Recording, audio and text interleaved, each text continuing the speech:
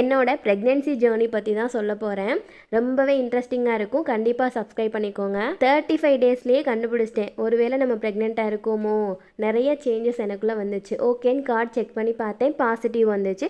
அதோட ஒரு 50 டேஸில் போய் ஹாஸ்பிட்டல்லையும் செக் பண்ணேன், பாசிட்டிவ்னு சொல்லிட்டாங்க. ரொம்பவே ஹாப்பியாக இருந்துச்சு. ஃபர்ஸ்ட் ட்ரைமஸ்டரில் எதுவுமே சாப்பிட முடியாது, வாமிட் வந்துட்டே இருக்கும் அப்படின்னு சொல்லுவாங்க. ஆனால் எனக்கு அதுக்கு ஆப்போசிட்டாக இருந்துச்சு. எனி டைம் பசிச்சுட்டே இருக்கும், சாப்பிட்டுட்டே இருப்பேன்.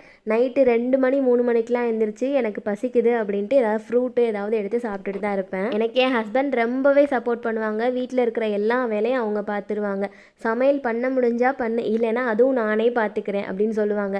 அதுக்கும் நம்ம பண்ணலைன்னா ரொம்பவே சோம்பேறி ஆயிடுவோம். சமையலை மட்டும் நான் பார்த்து காலையில் எந்திரிச்சதுலேருந்து மதியம் வரைக்கும் என்னென்னலாம் ஹெல்த்தியாக சாப்பிட முடியுமோ சாப்பிட்டுட்டு ஈவினிங்க்கும் ஸ்நாக்ஸ் ஏதாவது பயிறு சுண்டல்னு ஊற வச்சுட்டு தூங்கிடுவேன். இந்த டைமில் நான் எதுக்கு ஐஸ் க்யூப் எடுத்துகிட்டு இருக்கேன்னு சொல்லி நெக்ஸ்ட் வீடியோவில் சொல்கிறேன். டாட்டா.